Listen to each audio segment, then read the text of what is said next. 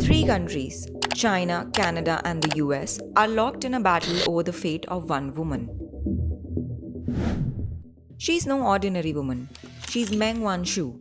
She's the daughter of the founder of Huawei and the company's CFO. The drama began when Meng was arrested in Canada in 2018 while leaving Vancouver for Mexico. Her arrest was triggered by a US extradition request over claims that she misled HSBC in a 2013 meeting. Huawei has now taken HSBC to court in the UK, demanding access to bank documents that could help undermine the US case for her extradition.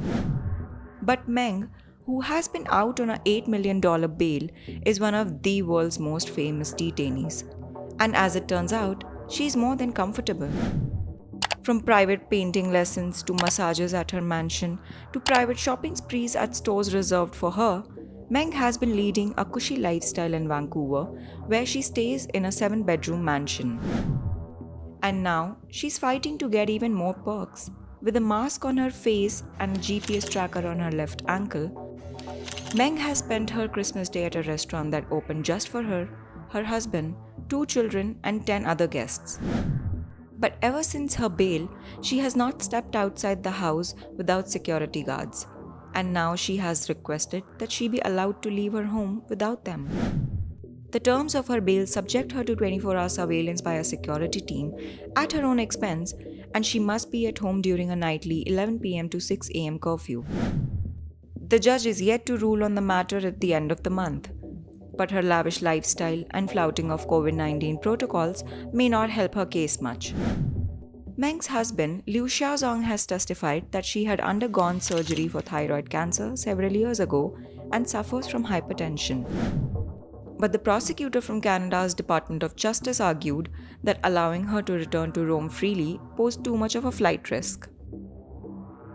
Meng's detention has severely strained Canada's relations with China. Her luxurious living conditions have also been contrasted with the dire conditions of 2 Canada nationals who were jailed by Chinese authorities in an apparent retaliation. One more indication of how much China wants her off the hook and safely back in China. In May last year, a Boeing 777 was chartered by the Chinese government to fly Meng back home in the mistaken expectation that she was about to be freed. Huawei versus HSBC. The US wants Meng to stand trial on charges including fraud. These are linked to the alleged violations of US sanctions against Iran, allegations she has denied. A meeting between Meng and HSBC in August 2013 is central to the claims. The US has accused Meng of not disclosing to HSBC that Huawei had a controlling stake in a company called Skycom. And it is this company, Skycom, that's allegedly breached US trade sanctions on Iran. The bank continued to clear transactions for Huawei, which the US alleges includes more than $7 million in payments from Skycom between 2010 and 2014. So HSBC may have facilitated violations of US sanctions. HSBC says it did so without knowing Huawei and Skycom's relationship. But Meng's lawyers say she had given the information to HSBC in that August 2013 meeting. They've applied to the UK High Court under the Bankers Book Evidence Act to access HSBC's books to prove their case. If Meng can prove she did indeed provide full information to HSBC, it may help her not be extradited to the US, where Huawei can expect no favors despite Donald Trump's departure.